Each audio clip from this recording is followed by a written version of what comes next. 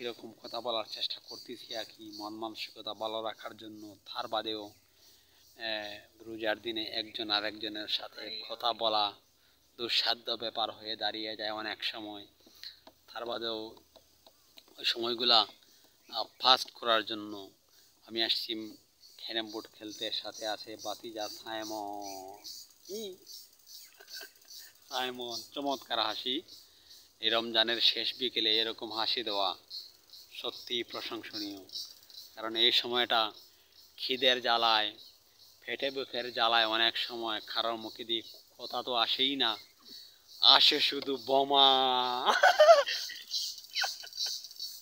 কি মনে হয় যেন সে আমার শত্রু। যাই হোক, তোমাদেরকে এখন খেলা দেখাবো ক্যারাম বোর্ড, আমার হাতের ম্যাজিক দেখাবো এবং বাকিটার প্রতিভা দেখবো কে কাকে গেম দেয়, হারিয়ে দেয়। তো আমি এখন শট মারছি, আপনারা খেয়াল করেন, দেখেন আমার হাতের খেলা, আমার হাতের জাদু। এই যে স্ট্রাইক, ওই যে বুঝতে দেখি চা ভালো লাগে না রে।